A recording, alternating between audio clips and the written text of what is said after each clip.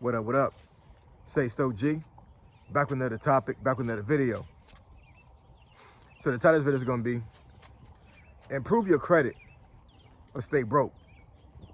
So we're gonna talk about it. So admin notes, thanks again to all the subscribers that have subscribed to my channel. I endeavor to keep pushing the videos out, to give you leverage, the better it sells. Also, another admin note, I actually said this on a live a couple of days ago, but this month, the month of March, is going to be the most money I ever made in a month on YouTube. I actually broke my my record of earnings about 3 days ago, and it's still March. Today is 28 March 2026, so I got a couple more days left to make some money.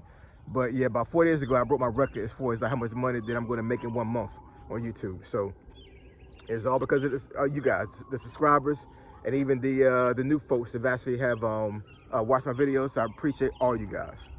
So let's get into it. So why do I say improve your credit or stay broke? So I know there are a lot of finance advisors out there that will say this, and you got some folks out there that are financial advisors that will say that it doesn't really matter too much. They'll really say that you know it's somewhat important, but not that important. Morning.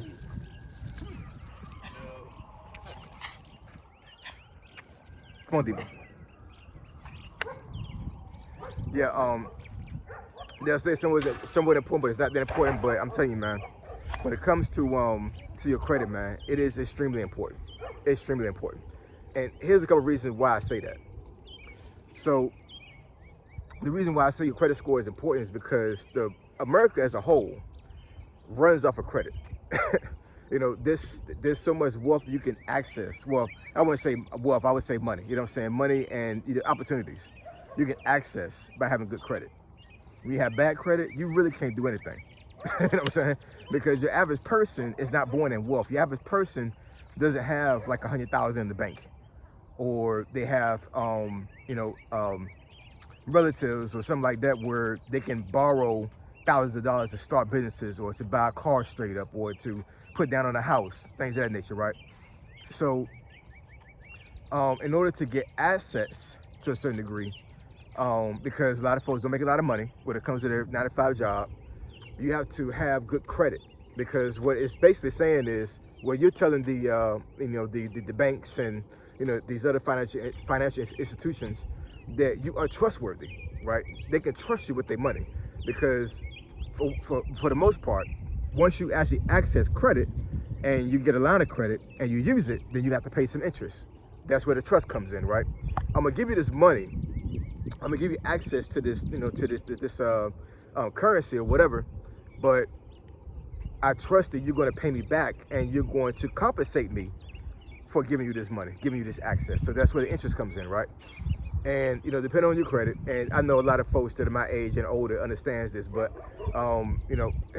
crazy enough, there are some folks my age and older that do not understand how credit works. You know what I'm saying? So it sounds almost crazy, but I mean, but respectfully, I'm gonna explain some things to you guys. So depending on how bad your credit is, basically dictates how much interest that bank or that institution is going to charge you. Because basically what they're saying is that I don't trust you're going to pay me back fully, or I may not even trust you might not pay me back at all. You know what I'm saying? You might wind up like reneging or defaulting on this loan or this access. So before you do that, I'm gonna try to get as much money as I can out of you, because I trusted you and you took advantage of my trust, right? So instead of having maybe like a 5% interest rate on a loan, you may want to get a 30% interest rate on a loan. Now 30% is crazy, you know what I'm saying? It's not financial advice. So I would never tell anybody not to access credit, even if they have bad credit. I can only say what I've been through and what I am willing to accept when it comes to credit. And I'm gonna tell you right now, man, if it's anything over 18%, I mean, and that's stretching it. That's really stretching it. You know what I'm saying? But in my life right now, and with the credit I have now, anything over 18% is really pushing it. Like I'm not gonna, more like I'm not gonna take that loan or take that access. I'm just not. That's too much. You know what I'm saying? My credit score is decent. I can access some things. I put it like that. You know what I'm saying? My credit took a little bit of a hit when I got furloughed last year. But before then, I had pretty good credit, right? And you know, the banks understand this, right? So you know, my credit is not totally ruined, and it's not going to take that long for me to get it back on track to where I had it before. But at the end of the day, I kind of limit myself as far as like how much credit I access. But there are some situations and scenarios where I had to access credit, right? Perfect example is this house I got back here. You know what I'm saying? Like, there's no way in the world I could have accessed that house without credit. There's no way. Your average person not gonna be able to come to this neighborhood or to this area and buy a house straight up in cash. It's not gonna happen. Not for your average person. If I had to take a guess, and I think this neighborhood probably has maybe, I don't know, if I had to take a guess, maybe 50 homes, if that. Might be a little bit more, right? It's not a big neighborhood. And if I had to take a guess, I would say probably less than 1% of the folks that live here bought their house in cash, right? They may have put a huge down payment on the home, but you know, when I bought my house was worth about $365,000, right? Right now, because of the economy and inflation that happened over the years, like I said, it's about $600,000 now. But you know, even back when I bought the house, like, you know, this is like 2015 when I bought that house, and you know, like I said, like it's not normal for a person to go look at a home and say, I'm gonna buy this house in cash, right? A lot of folks don't have that kind of money. So I had to have good credit to get this home. There's no way getting around that, right? When you get a car, a lot of times folks don't have enough money to buy a car straight up. So guess what you need? Good credit. But that's another thing too. Sometimes you can have bad credit and get a car. And when you got bad credit and the car dealership say that we're gonna charge you about 27% interest on this car, that's a bad deal, man. Now I understand that, you know, there's some these car dealerships is all about making money, all about making profit, and they do understand that some folks are coming to the dealerships, if not most, are in a desperate situation and they need a vehicle. So, you know, even though 27% is outrageous, it's crazy how much folks would take that deal. It's crazy, you know what I'm saying? Like, you understand how much more money you're gonna pay on that car. Not to include if you late on payments, you paying late fees. It's crazy, you know what I'm saying? But, you know, society and these financial institutions, they understand this, right? So they're betting on you not paying this stuff back. Honestly, they want the interest. They want the penalties that you're gonna have to pay. And if you renege and they have to repossess that property, guess what? They're gonna just resell it. Probably more than what you bought it for, right?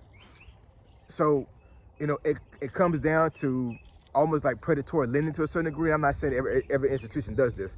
I'm just saying, like, at the end of the day, these institutions don't make profit unless they get interest from you, right? So the longer you pay on this loan or this or this item, the more they're gonna get paid, right? So in order to limit that and actually have you in the best financial position, you have to have good credit. So you have to pay them as interest.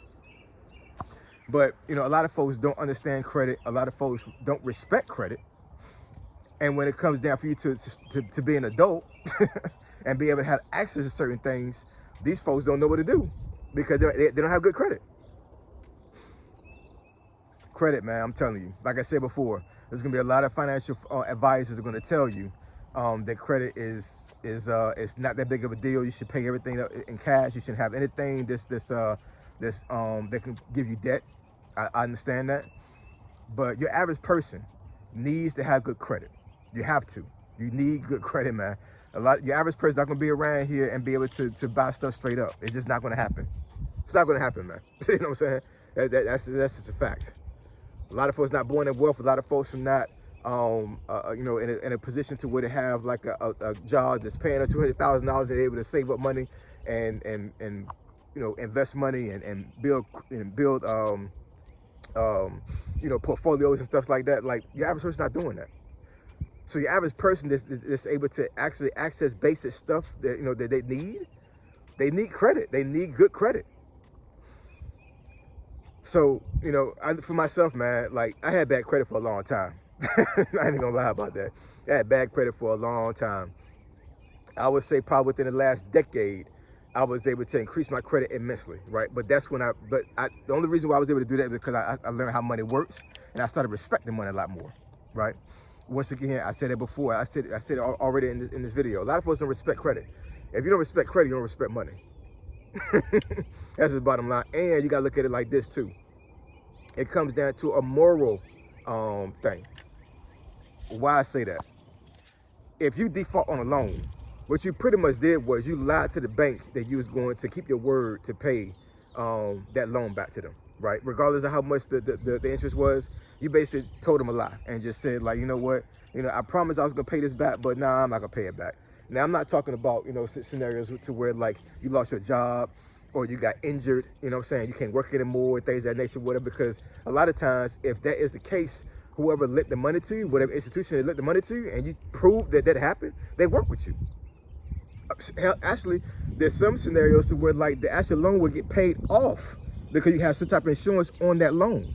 So if you do get hurt or get furloughed or whatever, you don't have to worry about the credit. That's being responsible. You know what I'm saying? But let's say that you're in a situation to where, like, you just decided that, these payments are a little bit too much for me now. So, I got other things I want to do right now. So I'm just going to just not pay this. That's irresponsible. And what you're going to do is you're going to ruin your credit. And you're not going to have the access you need in order to move around in certain spaces that you would be able to access if you had good credit. Another thing is that when it comes to personal credit actually will affect your business credit. So even though business credit and personal credit is different, you know what I'm saying, they kind of talk to each other to a certain degree, right?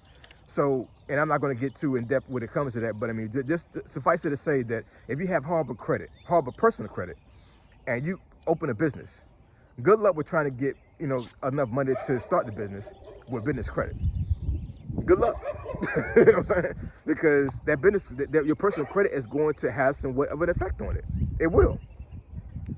So I'm not going to get too much in depth in this or whatever. You know what I'm saying? I've had some videos that I made a couple years ago that actually went in depth with credit. I may go back and do a redo of some of the videos and put them up here. If any of you guys want to know how credit works or whatever, just comment in the comment section below. Let me know if that's what you want to happen as far as me making a video on that. And once again, I'm not a financial advisor. I can only explain as far as like how I was able to deal with credit and how I was able to get myself back to good credit, right?